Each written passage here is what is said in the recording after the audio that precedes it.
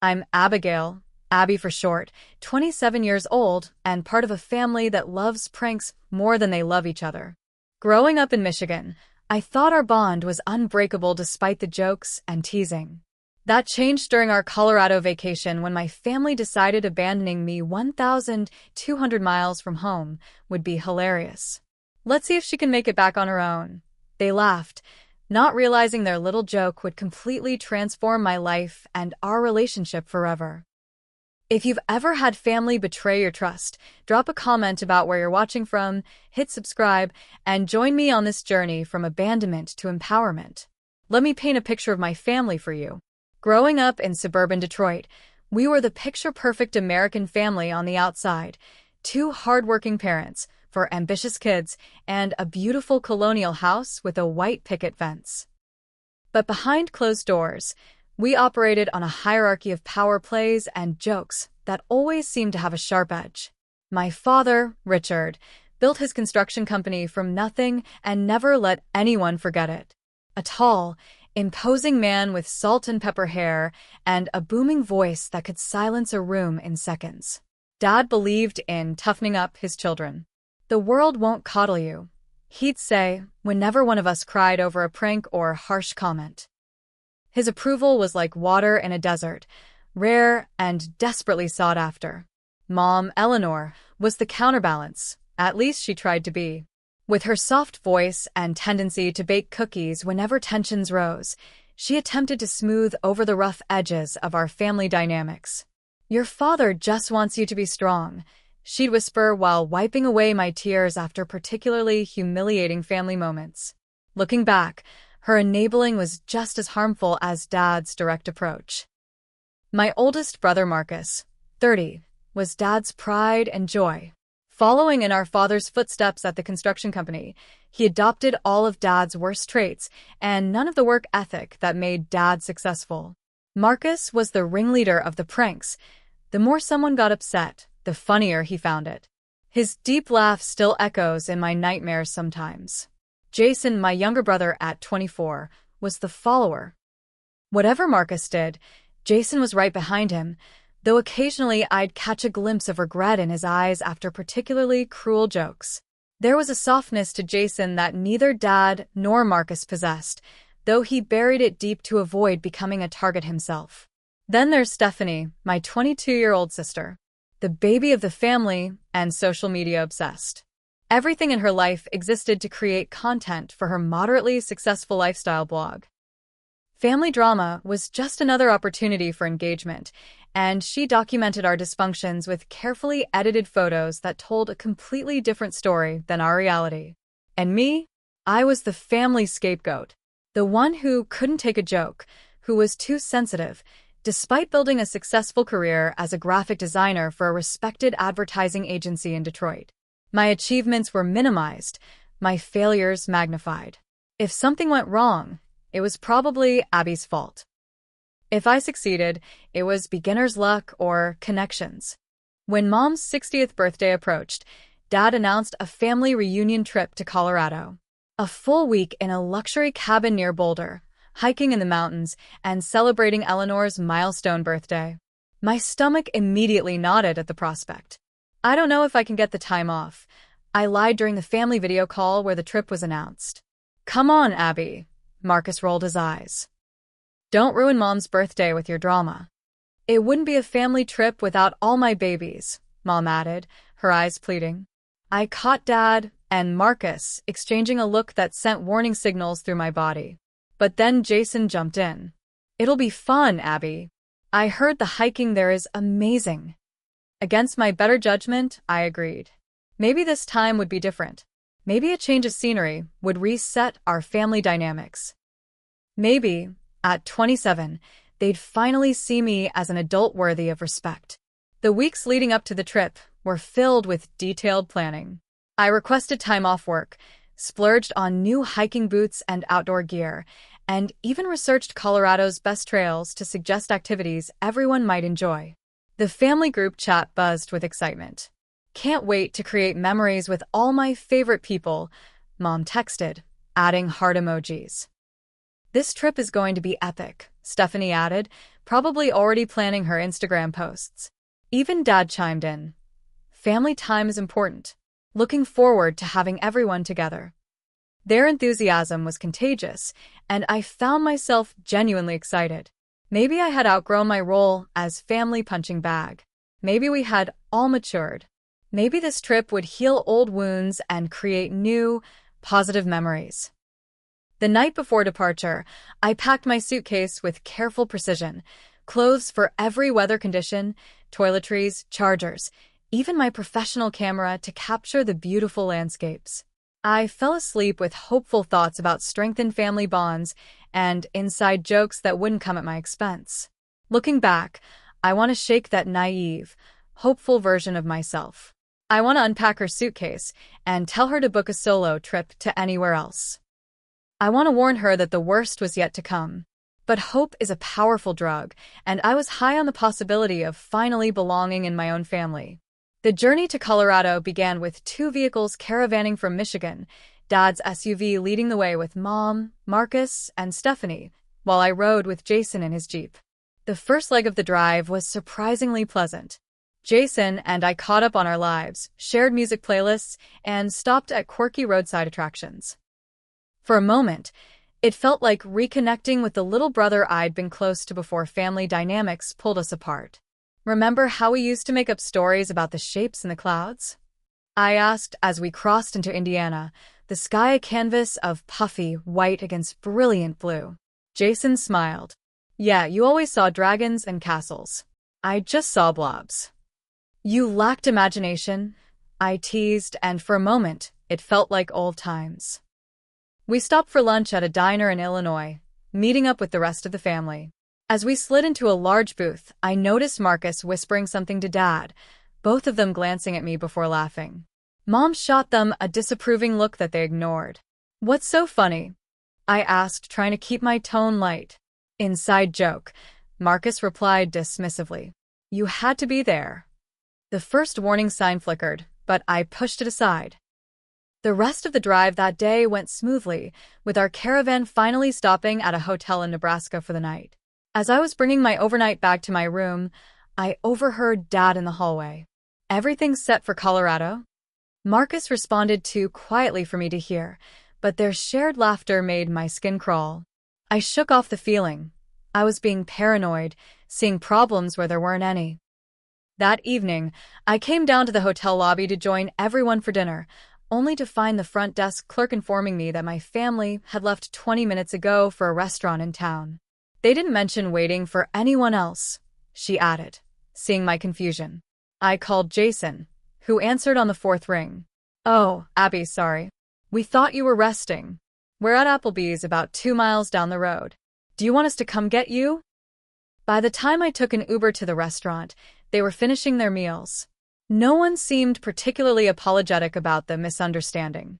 The second day of travel continued the pattern.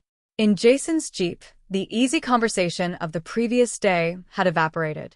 He was quieter, checking his phone frequently and changing the subject whenever I asked about the family's plans for Colorado. Just the usual tourist stuff, he'd say vaguely. Hiking, sightseeing, whatever Mom wants for her birthday. When we arrived at the cabin near Boulder late that afternoon, I was momentarily distracted from my concerns by the breathtaking scenery. The luxury cabin sat perched on a mountainside, offering panoramic views of the Rockies. Massive windows, a sprawling deck, and rustic chic decor made it look like something straight out of a travel magazine. This is gorgeous, I breathed, turning in a circle to take in the great room with its soaring ceilings and stone fireplace. Stephanie researched the best rental properties, Mom said proudly. Wait until you see the sunset from the hot tub. Room assignments were announced. Marcus got the master suite on the main floor. He paid for part of the rental, Dad explained, while my parents took the second largest room. Stephanie claimed the cute loft space with its own bathroom, and Jason got a room on the lower level with mountain views. I was assigned the smallest room next to the laundry, with a window facing the driveway. It's the quietest spot, Mom said, noticing my expression. You always were a light sleeper. That evening, I tried connecting with family members individually, hoping to break through the strange tension I was feeling. I offered to help Mom prepare dinner, but she shooed me away saying Stephanie was already helping. I asked Dad about his plans for hiking trails, but he gave non-committal answers before Marcus pulled him away to discuss business. I found Jason on the deck and sat beside him. Is everything okay? Things feel weird. Jason stared at the mountains, not meeting my eyes. Everything's fine, Abby. Don't start creating drama already. We just got here. I'm not creating drama. I just feel like everyone's acting strange around me. You're imagining things, Jason said, but his eyes darted away too quickly. It's a vacation. Relax and enjoy it. Later that night, I went to the kitchen for water and froze when I heard Marcus's voice from the great room. So, we're all set for the plan tomorrow?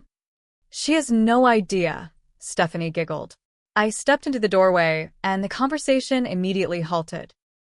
For pairs of eyes turned to me with expressions ranging from guilt to annoyance. What plan? I asked. Mom's surprise birthday dinner. Dad recovered smoothly. We were finalizing details. I thought her birthday dinner was on Saturday? It is, Mom said quickly. This is a pre-birthday dinner. For tomorrow night. Their explanation didn't add up, but I nodded and retreated to my small bedroom, unease growing by the minute. The next day brought Eleanor's pre-birthday dinner at an upscale restaurant in Boulder. Surprisingly, the evening went well. Everyone included me in conversations. We toasted to family sticking together, and for a few hours, I felt my guard lowering. Maybe I really had been imagining the tension. Maybe this trip would be the turning point for our family after all. After dinner, Jason walked with me around the charming downtown area while the others went ahead to the car. See? Everything's fine, he said, bumping my shoulder playfully with his. I guess I was being paranoid, I admitted. Jason's smile faltered for just a second, so briefly I almost missed it. Jason? There's nothing I should know about, right? Course not, he said, too quickly. Hey, we should catch up to the others before Dad gets impatient. That night, I lay awake in my bed, listening to muffled laughter from the great room where my siblings were still gathered. I couldn't shake the feeling that something was brewing, something that wouldn't end well for me. On the fourth day of our trip, Dad announced at breakfast that we would be visiting Rocky Mountain National Park. Best views in Colorado, he declared, spreading jam on his toast. We'll make a day of it. Pack water and snacks. I had woken up feeling slightly off, a bit nauseous with a mild headache. Nothing serious, but enough to make me consider staying behind. I'm not feeling great, I mentioned as everyone bustled around preparing for the day trip. Maybe I should stay here and rest. Absolutely not, Marcus interjected before anyone else could respond. This is a family trip, and we do things as a family. It's probably just altitude sickness, Mom added, handing me some crackers. Eat these, drink water, and you'll feel better in the car. Don't ruin the day, Abby, Stephanie sighed, already dressed in a carefully coordinated hiking outfit that looked brand new. Even Jason, who I thought might support me, just shrugged. Fresh air might help. And you don't want to miss the views. Outnumbered and not wanting to create drama, I reluctantly agreed to join, packing a small bag with essentials, water bottle, granola bars, sunscreen, and a light jacket. I left my larger purse behind, just bringing my phone, wallet, and ID in my jacket pocket.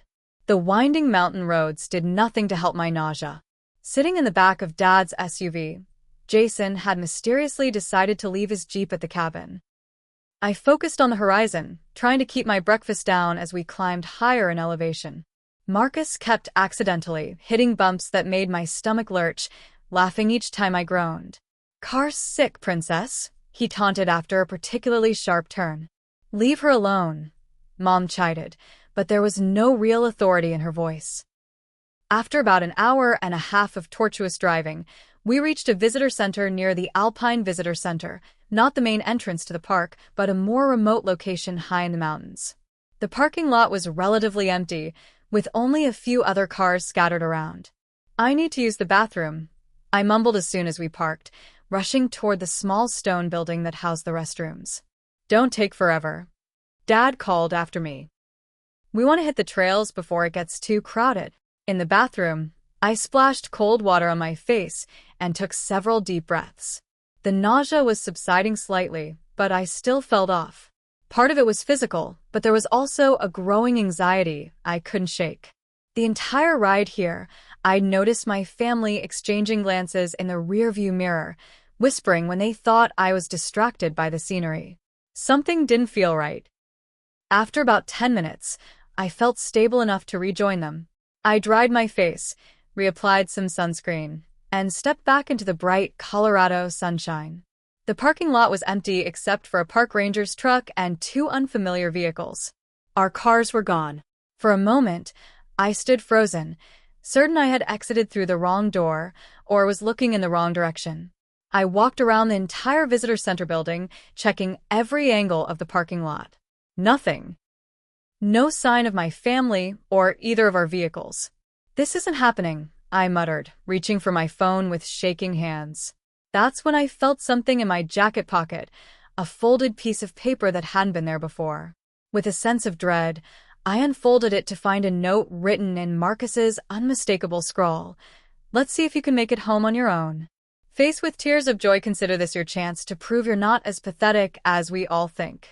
Good luck, princess. P.S. Jason bet you'd cry within 5 minutes. Don't let him win. My legs gave out, and I sank onto a nearby bench, struggling to process what was happening. This couldn't be real. They wouldn't actually leave me stranded in the mountains, over 1,000 miles from home. Would they? I dialed Marcus's number with trembling fingers. Straight to voicemail. Same with Dad's, Mom's, Stephanie's, and finally Jason's. I sent frantic texts to the family group chat. Where are you guys? This isn't funny. Please come back. I'm serious. I don't have anything with me. I can't get back to the cabin from here. 3 minutes later, a response from Marcus, a selfie of my entire family at what looked like a restaurant, raising glasses with exaggerated smiles. The caption read, "Enjoying the peace and quiet. Take your time getting back," winking face, Stephanie added. Maybe now you'll learn to take a joke. Hashtag family tradition, hashtag survival of the fittest. Even Mom, who I thought might show some concern, chimed in. Don't be dramatic, honey. You're a big girl. Figure it out. The reality crashed down on me like an avalanche. This was no misunderstanding. This was intentional. They had planned this all along. The trip to this remote location, the insistence that I come despite feeling ill, the strange behavior leading up to today. It had all been building to this moment. I rushed into the visitor center bathroom and locked myself in a stall, where the panic attack hit in full force. My chest constricted, breathing became shallow and rapid, and tears streamed down my face as I struggled to make sense of what was happening. How could my own family do this to me? What kind of people abandoned their daughter/sister in a remote location as a joke? After what felt like hours but was probably about 20 minutes, I managed to calm my breathing enough to think somewhat rationally. I splashed more water on my face and stepped back into the visitor center, where a park ranger was organizing brochures at the information desk. She looked up as I approached, concern immediately crossing her face. Are you all right, miss? You look like you've been crying. Her name tag read Rachel, and she appeared to be in her mid-30s, with kind eyes and a sturdy build suited for mountain work. My family left me, I said, my voice cracking on the words. They drove away while I was in the bathroom. As a prank. Rachel's expression shifted from concern to disbelief. They what? Are you sure they didn't just move the car to another lot? I showed her the note and the text messages. With each swipe of my phone screen, her face grew darker. That's not a prank, she said finally, her voice tight with controlled anger. That's abandonment. You're over 11,000 feet elevation, miles from any town, with nighttime temperatures that drop below freezing. This is dangerous. The reality of my situation hit me all over again. I wasn't just dealing with an inconvenience or a mean joke. I was potentially in danger, stranded in an unfamiliar wilderness with limited resources. Let's file an incident report, Rachel said, leading me to her small office. And I think we should contact the local police as well. The police officer who responded to Rachel's call was sympathetic but ultimately unhelpful. Since you're an adult and not in immediate danger, and there's evidence they intended for you to find your way home rather than stay lost in the park, this falls under family dispute rather than criminal abandonment, he explained gently. I can't force them to come back for you. With shaking hands, I posted a plea for help on my social media accounts, tagging friends back in Michigan who might be able to assist somehow. Within minutes, Marcus commented, "Drama queen alert. Police garlight she's acting like we left her in the wilderness when there's literally a visitor center and park rangers right there. Grow up, Abby." Others chimed in, laughing at my situation, treating it like I was overreacting to a harmless prank. Even childhood friends seemed to think it was funny rather than concerning. By late afternoon, the visitor center was preparing to close. Rachel, who had stayed with me while past her shift, made an offer I hadn't expected. I live in Estes Park, about 30 minutes from here. You can crash on my couch tonight while we figure out your next steps. I can in good conscience leave you here with night coming. In the park ranger's truck, winding down the mountain roads as sunset painted the peaks gold and pink, the emotional dam finally broke. I sobbed, deep, body-shaking cries that came from somewhere primal inside me. Years of being the family scapegoat, of having my feelings dismissed, of walking on eggshells to avoid being the target of jokes, it all poured out in that truck cab while a virtual stranger patted my shoulder awkwardly. I keep trying to figure out what I did to deserve this, I choked out between sobs. Why they hate me so much. From what you've told me, Rachel said carefully, this isn't about anything you did. Some family dynamics are toxic, and it's rarely the fault of the person being targeted. At Rachel's small but tidy apartment, I scrolled through my family's social media while she made us dinner. They had continued their vacation without missing a beat. A new post from Stephanie showed them roasting marshmallows at the cabin with a caption, "Addition by subtraction. Best family night ever." 100 points. Text messages continued to roll in, "Mom, don't be so dramatic. We'll see you when you make it back to the cabin." "Dad, time to show what you're made of. Sink or swim." "Marcus, learn to take a joke, princess. This is why nobody wants you around." Even Jason, who I'd thought might feel guilty, sent only, "You'd actually be having fun if you weren't so sensitive. Just figure it out." I turned off my phone, unable to bear any more. Curled up on Rachel's couch under a borrowed blanket, sleep evaded me as my mind raced through options. I had approximately $230 in cash in my wallet, my credit card, ID, and phone. My suitcase with all my clothes and belongings was still at the cabin. I was 1,200 miles from my apartment in Michigan, stranded in a town I'd never heard of before today. As the digital clock on Rachel's microwave flipped to 3:17 a.m., a strange calm settled over me. Maybe this was rock bottom, abandoned by my own family as entertainment, sleeping on a stranger's couch, with nothing but the clothes on my back. But if this was rock bottom, the only way forward was up. Tomorrow, I decided I would start finding my way home. Not to prove anything to my family, but to prove something to myself. Morning arrived with the smell of coffee and the sound of Rachel moving quietly around her small kitchen. I sat up on the couch, momentarily disoriented before the events of yesterday crashed back into my consciousness.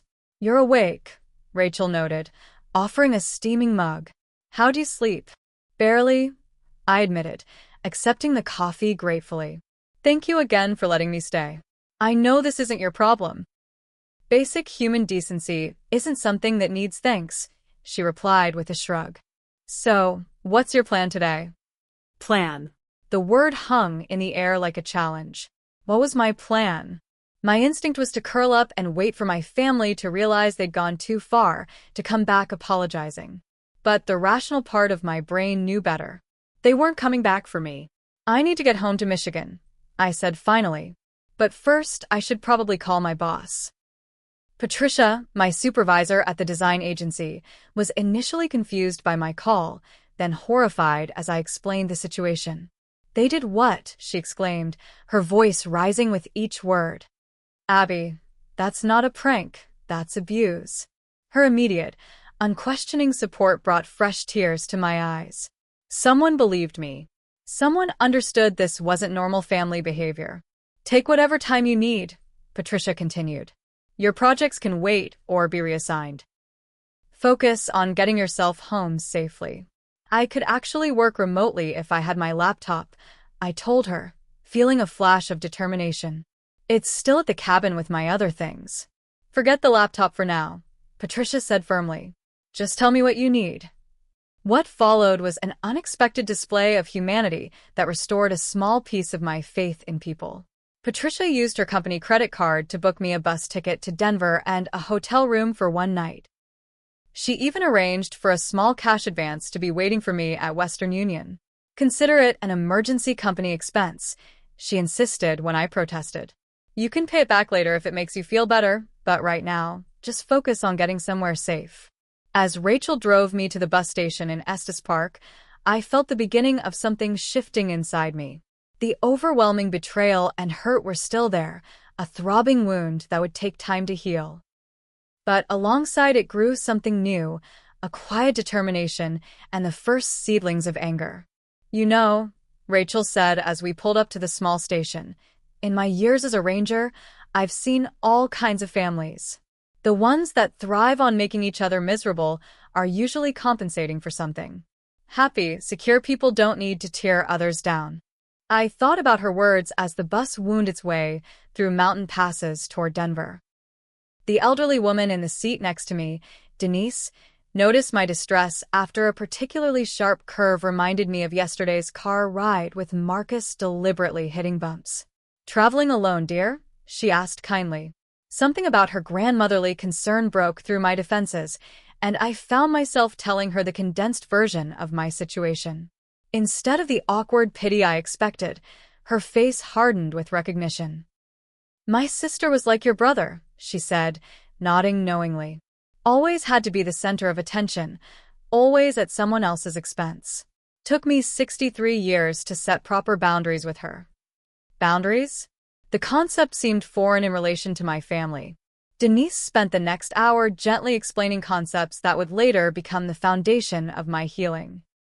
Family systems, scapegoating, emotional manipulation, and the revolutionary idea that I deserved basic respect from the people who claimed to love me. Family isn't just about blood, she told me as the Denver skyline appeared on the horizon. It's about who treats you like you matter. Navigating Denver alone was intimidating, but I managed to find my hotel without incident. The room Patricia had booked was small but clean, with a desk where I could set up my phone as a hotspot to research my options. Bus tickets directly back to Michigan would cost nearly $180 and take 3 days of travel. Flights were prohibitively expensive on such short notice. I was calculating how long my remaining money would last when my phone rang with Patricia's name on the screen. I've been thinking about your situation, she said after I answered. The company can spare you for 2 weeks if you need time to sort things out. Paid leave, not vacation days. Her unexpected generosity brought a lump to my throat. I don't know what to say. Say you'll take care of yourself, Patricia replied, and that you'll think about filing a police report. What they did wasn't just mean Abby. It was potentially dangerous. After ending the call, I sat on the hotel bed, staring at the wall. 2 weeks. The pressure to rush home immediately eased slightly. Maybe I could take a day or 2 to process what had happened before embarking on the long journey back. My phone buzzed with a text from Jason. So, have you learned your lesson yet? Ready to admit you overreacted? A surge of clarity cut through my confusion. This wasn't my fault. I hadn't overreacted. I hadn't done anything to deserve being abandoned in a strange place. The only lesson I've learned, I typed back, is that I can't trust my own family to treat me with basic human decency. I didn't overreact to being abandoned 1,200 miles from home as a joke. That's objectively cruel. His response came quickly. It was Marcus's idea. Dad went along with it because he thought it would toughen you up. I just didn't want to be the next target. That's not an excuse, Jason. You participated in something cruel and potentially dangerous. I could have been hurt. You're always so dramatic. You were at a visitor center, not dropped in the wilderness. I'm blocking you now, I replied, feeling strangely calm. When I'm ready to talk, I'll reach out. But I need space from all of you. Whatever, came his final text.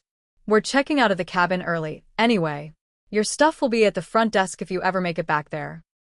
I checked my family's social media accounts and found posts complaining that I had ruined the vacation with my inability to take a joke. My mother had posted a passive-aggressive message about ungrateful children that had received dozens of sympathetic comments. The narrative was being rewritten already. I was the villain, the killjoy, the one who couldn't take a joke. And from the outside, people who didn't know the full story were believing it. With a decisive swipe, I blocked every family member on all social media platforms and in my phone contacts. The immediate relief was palpable. No more notifications, no more gaslighting messages trying to convince me I was overreacting. As I headed down to the hotel lobby in search of dinner, I struck up a conversation with Tyler, the young desk clerk who noticed my red-rimmed eyes. Rough day, he asked sympathetically as he recommended a nearby diner. Rough lifetime, I replied with a weak smile. Family issues. Tyler nodded knowingly. Been there. If you're dealing with toxic family stuff, there's actually a really good support group that meets at the community center tomorrow night. Adults with difficult family relationships. Saved my sanity when I was going through it with my dad. The next evening found me nervously entering a meeting room at the Denver Community Center. About 15 people sat in a circle of chairs, ages ranging from early 20s to late 60s. The facilitator, a woman named Morgan who introduced herself as both a survivor of family trauma and a licensed therapist, welcomed me warmly. Would you like to share why you're here? She asked after I'd introduced myself.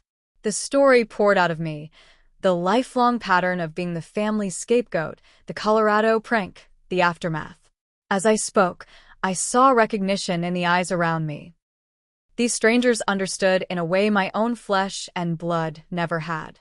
What you're describing is a classic scapegoat dynamic, Morgan confirmed after I finished. And abandonment as a joke crosses the line from dysfunctional to abusive. Others shared similar stories, different circumstances, but the same patterns of blame, gaslighting, and cruelty disguised as humor. For the first time, I didn't feel crazy or oversensitive. I felt validated. As the meeting wrapped up, Morgan approached me privately. I have a cancellation in my practice tomorrow if you'd like to come in for a session. First one's on me.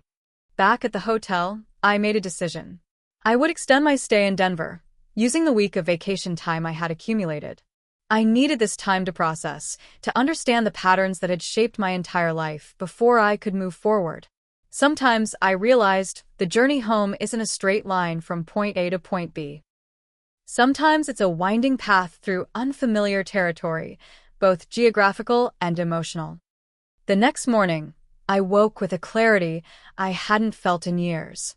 I extended my hotel stay for 5 more days, creating a temporary home base in this unfamiliar city. My first order of business was finding an affordable place to work, as the hotel's Wi-Fi was spotty at best. A coffee shop 3 blocks away became my makeshift office. The barista, a woman named Grace, quickly learned my order: large black coffee, occasional blueberry muffin, and saved the corner table with the outlet for me each morning. Running away or running toward? She asked on my 3rd day, placing my coffee on the table. Both, I think, I answered honestly. My days fell into a rhythm. Mornings at the coffee shop, applying my graphic design skills to freelance projects Patricia connected me with to supplement my finances. Afternoons exploring Denver on foot, discovering little pockets of beauty in this city that was never meant to be part of my journey. Evenings at the support group or in therapy sessions with Dr. Morgan, unraveling the tangled knots of my family dynamics. Dr. Morgan helped me see patterns I'd been too close to recognize. Your family established you as the scapegoat early on, she explained during our 2nd session. It's a dysfunctional system that needs someone to absorb all the negative emotions the others can't process. But why me? I asked, the question that had haunted me for years.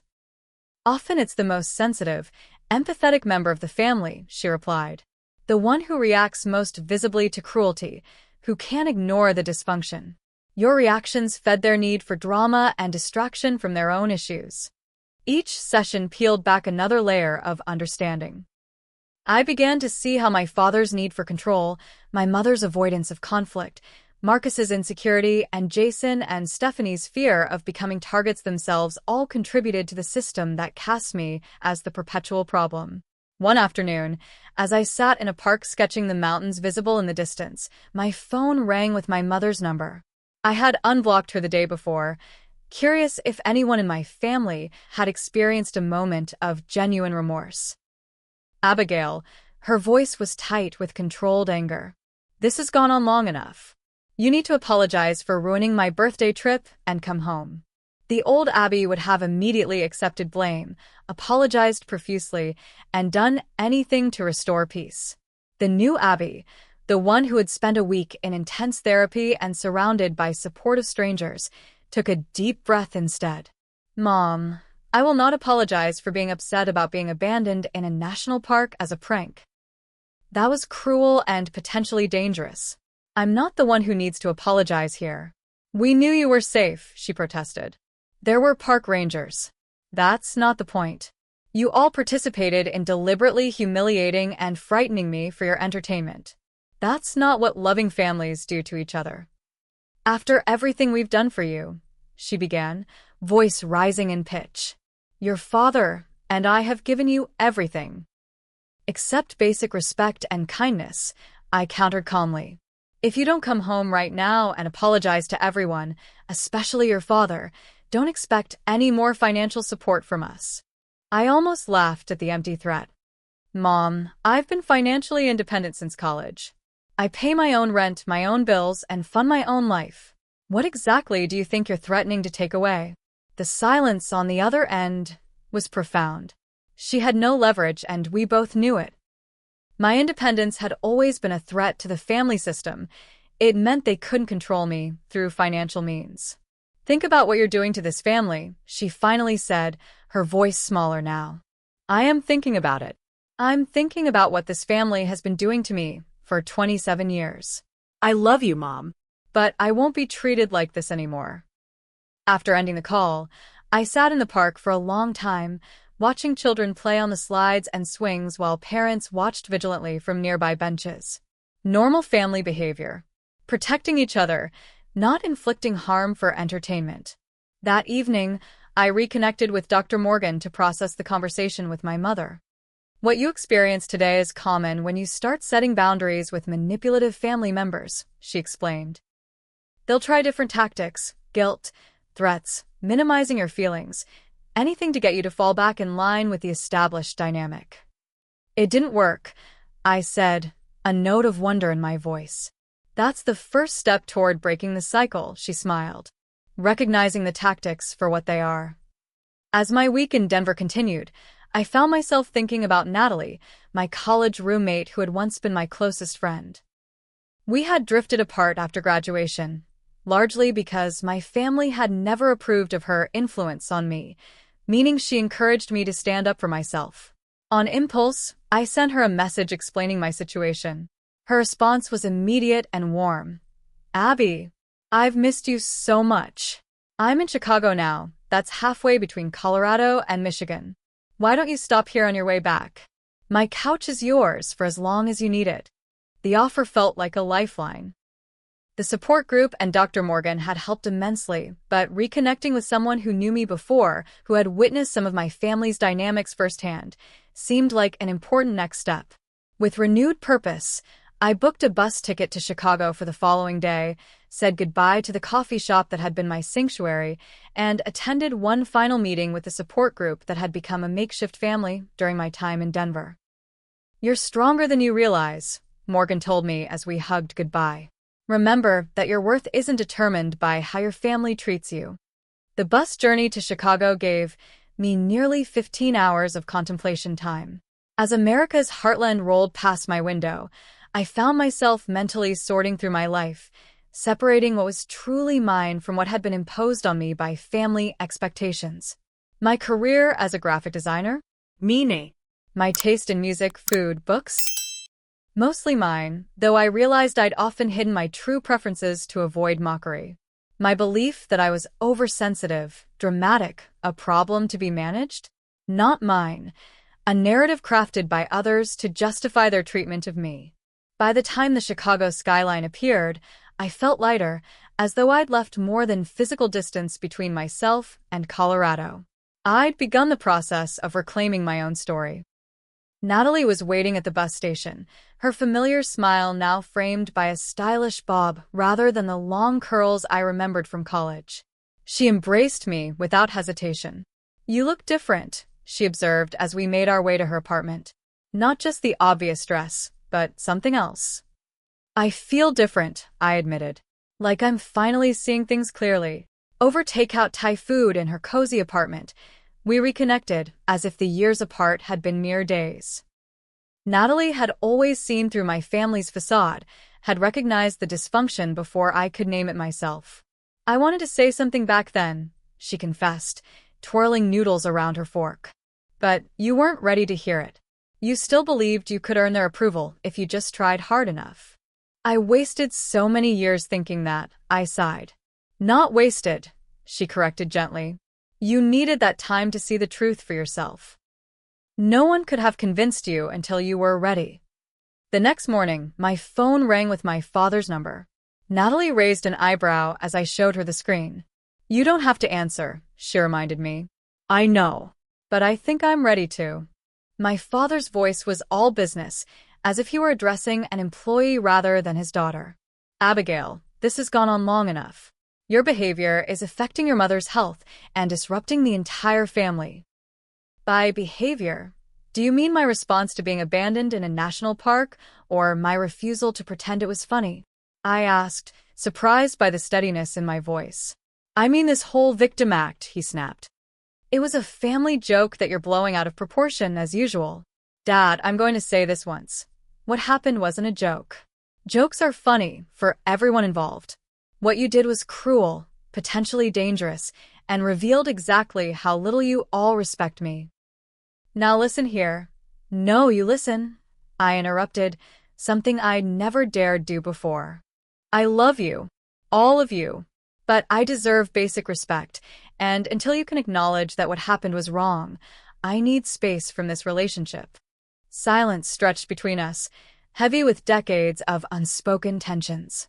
"Family loyalty is everything, Abigail," he finally said, his voice tight. "You're either with us or against us." "That's a false choice, Dad. I can love you while still expecting to be treated with dignity. I hope someday you can understand that."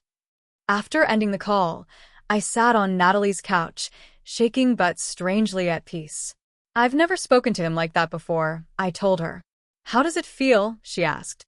I considered the question carefully. "Like I finally stood up for a friend who's been bullied for years. That friend just happens to be me." Natalie's smile was both proud and sad. "That's exactly what you did." My week in Chicago with Natalie became a sanctuary of genuine connection and healing. Unlike Denver, where I'd been surrounded by compassionate strangers, here I had someone who knew both the old Abby and could appreciate the emerging new version of myself. "You used to apologize before stating any opinion," Natalie observed as we explored the city together. "Now you just speak. It's refreshing." The distance from my family, both physical and emotional, created space for new growth. I found myself laughing more freely, making decisions without second-guessing myself, and even dressing in ways that expressed my personal style rather than trying to avoid criticism. I continued remote work at a coffee shop near Natalie's apartment, building my freelance portfolio beyond the projects Patricia assigned. My natural creativity, so often stifled by fear of ridicule, flourished in this new environment of acceptance. "You know," Natalie said one evening as we cooked dinner together, "I always thought you were the most talented designer in our program. You just never seemed to believe it yourself." My family had a way of making any achievement feel insignificant, I admitted, chopping vegetables with newfound confidence. "Marcus once told me I only got my first design job because they probably needed to fill a diversity quota." "Your brother sounds like a real gem," Natalie replied dryly. The thing is, I believed him. I spent that entire first year at the agency waiting for someone to realize I wasn't good enough. And instead, you got promoted twice and now have clients requesting you specifically, she pointed out. The truth of her words settled around me like a comfortable blanket. I was good at what I did. I had built a career through talent and hard work, despite my family's constant undermining. My therapy sessions with Dr. Morgan continued via video calls. During our third remote session, she suggested something that initially terrified me. Have you considered writing letters to each family member? Not to send necessarily, but to articulate exactly what you've experienced and what you need from them moving forward. The letters became my evening project, carefully crafted documents that poured out years of suppressed feelings. I wrote about specific incidents of cruelty disguised as humor, of support withheld when I needed it most, of achievements ignored while failures were highlighted. But I also wrote about love, the complicated, messy love that existed alongside the hurt. I wrote about wanting relationships with them that were built on mutual respect rather than power dynamics and fear. These are beautifully honest, Natalie said after I asked her to read them. Are you going to send them? Not yet, I decided. Maybe never. But writing them helped me understand what I actually want from these relationships moving forward. Midway through my second week in Chicago, my mother called again. This time, her voice lacked the righteous indignation of our previous conversation. Abby, she began, using my nickname for the first time since the Colorado incident. I miss you. When are you coming home? I'm not sure yet, I answered truthfully. I'm still processing everything that happened. It was just supposed to be a funny prank, she said, a note of genuine confusion in her voice. We didn't think you'd react so strongly. This was my opening, a small crack in the family narrative. Mom, can I ask you something? If someone did that to you, left you stranded in a strange place far from home as a joke, how would you feel? The silence stretched between us, and I could almost hear her thinking. I wouldn't like it, she finally admitted. But family pranks are tradition. Your father's family always did them. There's a difference between a prank and cruelty, I explained gently. Pranks don't leave people feeling frightened, humiliated, or unsafe. What happened in Colorado crossed that line. We didn't mean to hurt you, she said softly. I believe you, I replied, surprised to find I actually did. But intention doesn't erase impact. And this wasn't an isolated incident, Mom. This was part of a pattern where I'm the family punching bag. That's not true. We all get teased. When was the last time someone in the family left Dad stranded somewhere as a joke? Or Marcus? Has anyone ever done to them what was done to me? Her silence was answer enough. I love you, Mom, but I need you to understand why this hurts so much and why I can't just pretend it didn't happen. Your father wants you to apologize, she said weakly. I know he does, but I'm not going to. Not for having a human reaction to being abandoned. After we hung up, I felt a strange mixture of sadness and hope. There had been a small shift in my mother's perspective, not a complete understanding but a willingness to at least consider my feelings as valid. Natalie noticed my thoughtful expression when she returned from work. Heavy conversation? With my mom. I think she might be starting to get it. A little bit, anyway. That's huge, Natalie said, squeezing my shoulder. Even a small crack in the family narrative is progress. The next day, I received a text from Stephanie that caught me completely off guard. I've been thinking about what happened in Colorado. I don't think I would have liked it if everyone did that to me. I'm sorry, Abby. It was the first genuine apology from any family member. I read it to Natalie with a shaking voice. Holy shit, she said eloquently. Did you ever expect that from your sister? Never, I admitted. Stephanie has always followed Marcus's lead. Maybe she's growing up, Natalie suggested. I responded to Stephanie with gratitude for her apology and an open door to further conversation. Her reply came quickly. Marcus is super pissed that I apologized. Says I'm betraying the family. But it wasn't right what we did. This small act of rebellion from my usually compliant sister felt like a seismic shift in the family dynamic. If Stephanie could recognize the wrongness of their actions, perhaps others eventually could too. As my time in Chicago drew to a close, I made a decision. Instead of taking the bus directly back to Michigan, I would rent a car and drive, giving myself time to process everything that had happened and prepare for whatever awaited me at home. "Are you nervous?" Natalie asked as she helped me pack the few belongings I'd accumulated during my stay. "Terrified," I admitted. "But also ready, I think. Whatever happens with my family, I know who I am now. That can't be taken away from me anymore." The morning of my departure, Dr. Morgan and I had a final video session. "You've done incredible work these past weeks," she told me.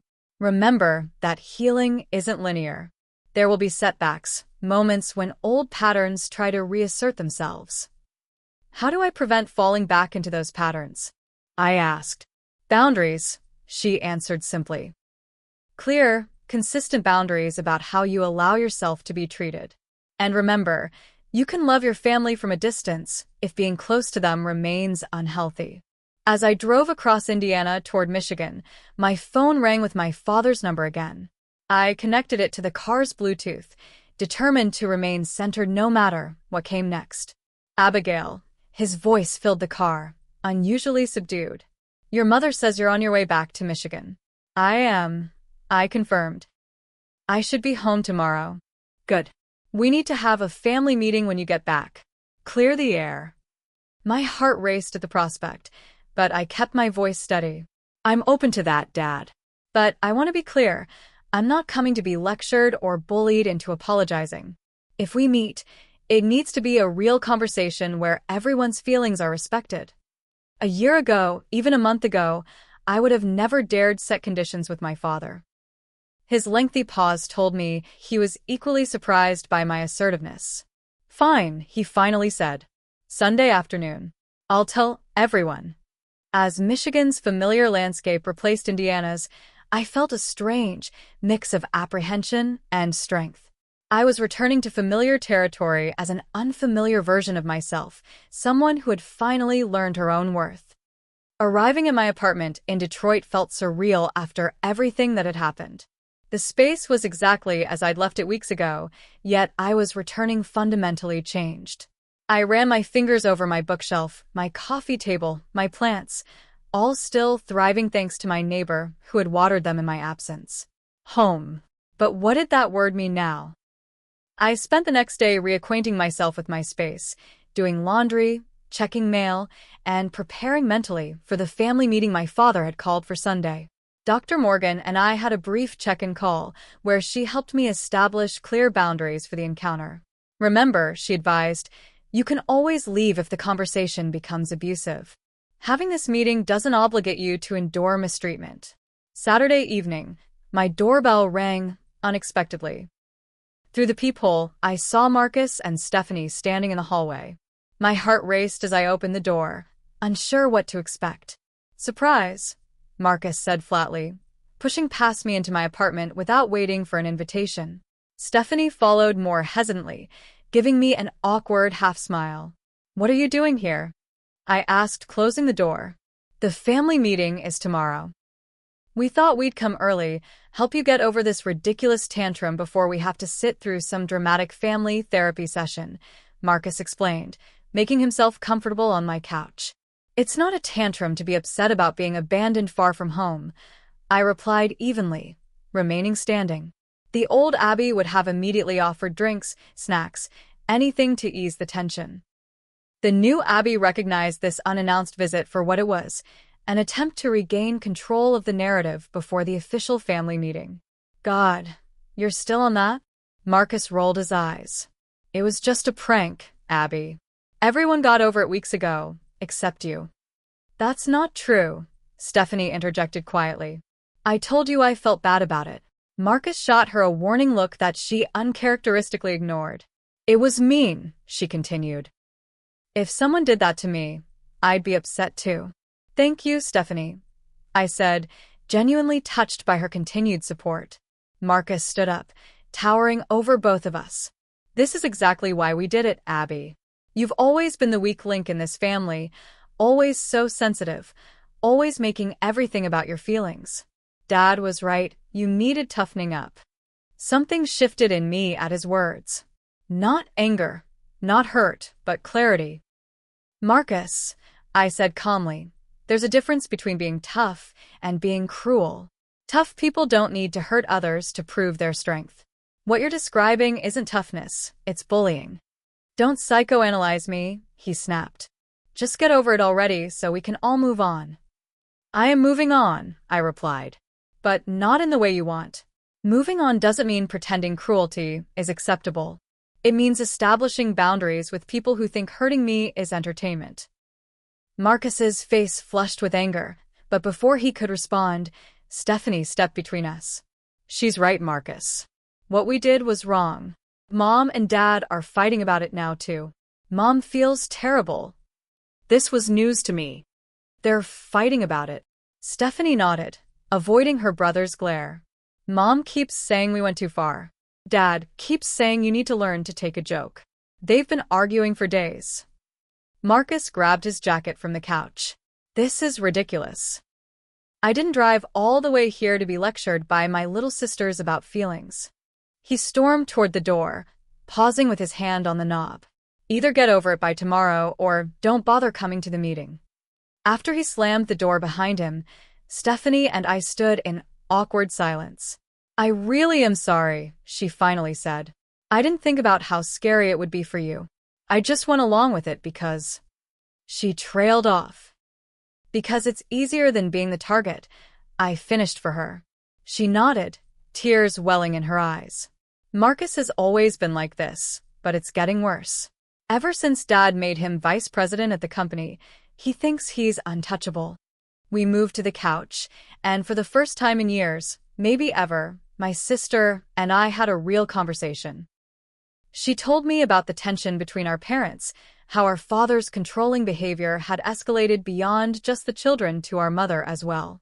How Jason had started therapy after the Colorado incident, questioning his own role in the family dynamics. Everything's changing, Stephanie said.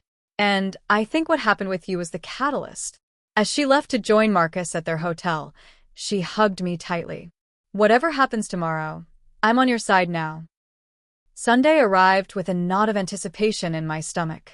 I dressed carefully in clothes that made me feel confident, dark jeans, a deep blue blouse that brought out my eyes, and low heels that added just enough height to feel grounded.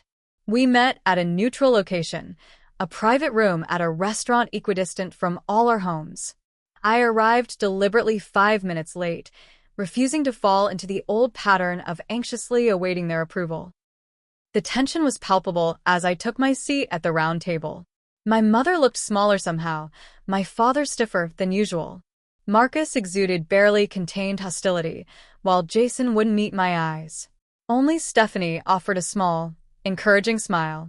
I've called this meeting to clear the air, my father began in his business voice. This family situation has gone on long enough. What situation is that, exactly? I asked, maintaining eye contact. This. Overreaction to a family prank, he said, seeming slightly thrown by my direct question. I'd like to clarify something before we continue, I said, my voice steady despite my racing heart. What happened in Colorado wasn't a prank. A prank makes everyone laugh, including the person being pranked. What happened was abandonment designed to frighten and humiliate me. Oh, here we go with the dramatic victim narrative, Marcus muttered. Marcus, my mother said sharply, surprising everyone. Let her speak. Taking a deep breath, I delivered the speech I'd carefully prepared with Dr. Morgan's help. I love all of you. You're my family and nothing changes that. But loving you doesn't mean accepting treatment that diminishes my worth. For years, I've been the family scapegoat, the one who gets blamed, mocked, and targeted when tensions rise. I accepted that role because I wanted so desperately to belong, to be loved by all of you. What happened in Colorado was just the most extreme example of a pattern that's existed my entire life. I looked at each family member in turn as I continued. I'm not here to assign blame or make anyone feel guilty. I'm here to establish new boundaries for our relationship moving forward. I deserve basic respect, kindness, and consideration. the same treatment you all expect from others. If those boundaries can't be respected, I'll need to limit my involvement in family gatherings for my own well-being. My father's face had grown increasingly red during my speech, while my mother dabbed at tears with her napkin. Jason still stared at the table, but his posture had changed, less defensive, more contemplative. "So, you're giving us an ultimatum," my father finally said. "Treat you with kid gloves or you'll abandon the family." No, I correcte gently. "I'm saying I won't participate in relationships that cause me harm." "That's not an ultimatum. It's a healthy boundary." "I think Abby's being reasonable," Jason said suddenly, looking up. "What we did was wrong. We should be apologizing to her, not demanding she get over it." My father turned his glare to Jason. "Not you too. Has everyone in this family gone soft?" "It's not about being soft or tough," I explained. "It's about treating each other with basic human dignity." "Would you accept being abandoned far from home as a joke from your colleagues? Your friends?" "That's different," he insisted. Why? "Because families should be held to a lower standard of decency than strangers." The question hung in the air, unanswerable, without admitting a fundamental flaw in his worldview. My mother reached across the table for my hand. I'm sorry, Abby. "What we did was cruel. I knew it was wrong, but I went along with it anyway. That's on me." Her unexpected apology cracked something open in the room. Jason followed with his own remorseful acknowledgement. Stephanie reiterated her earlier sentiments. Even my father, after several more minutes of resistance, grudgingly admitted that perhaps they had taken things a bit too far. Only Marcus remained defiant, scoffing at what he called our group therapy session. As the meeting wound down, I made my final position clear. I need some time and space to heal. I'm taking a 6-month break from family gatherings to focus on my own well-being. During that time, I'll communicate individually with those of you who respect my boundaries. After 6 months, we can reassess. 6 months, my mother gasped. But what about Thanksgiving? Christmas? I'll be making my own traditions this year, I said firmly. This isn't punishment, Mom. It's self-care. Walking out of that restaurant, I felt a weight lift from my shoulders. For the first time in my life, I had stated my needs clearly and set boundaries without collapsing under guilt or fear.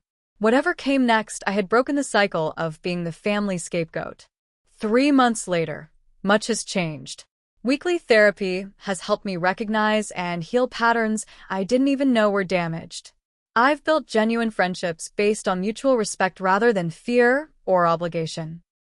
My design career has flourished as I've brought my authentic creativity to projects without the constant self-doubt that once plagued me. Jason and I text regularly.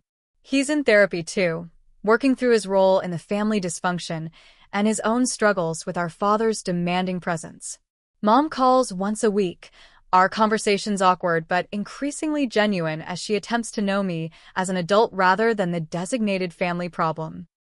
Dad and Marcus remain distant, though I received a birthday card from my father with a stilted but sincere note about respecting differences. Small steps but meaningful ones. Stephanie has blossomed in our new relationship. Without Marcus's influence, she's revealed a thoughtful, compassionate side I never knew existed. We meet for coffee every other Sunday, carefully building a sisterhood that never had the chance to develop in our toxic family environment. I've learned that forgiveness doesn't mean forgetting or allowing harmful behavior to continue. It means releasing the burden of resentment while maintaining boundaries that protect your well-being. I've forgiven my family not for their sake, but for mine, to free myself from the weight of anger and hurt that kept me tethered to old patterns. The greatest lesson from this journey is that family isn't just about blood. Family is about who treats you with love, respect, and kindness. Sometimes that includes your biological relatives, sometimes it doesn't. The family I'm building now includes both blood relations who are doing the work to create healthy relationships and chosen family who supported me when I needed it most. That abandoned woman in Colorado seems like a different person now, someone I regard with compassion rather than shame. She was the catalyst for this transformation, her breaking point the beginning of my breakthrough. Have you ever had to set boundaries with family members who didn't respect your feelings? What helped you find the courage to stand up for yourself? I'd love to hear your stories in the comments below. And if you found value in my journey, please like this video, subscribe to hear more stories of transformation, and share with someone who might need to know they're not alone in navigating difficult family dynamics. Thank you for witnessing my story, and remember, you deserve respect, just as you are.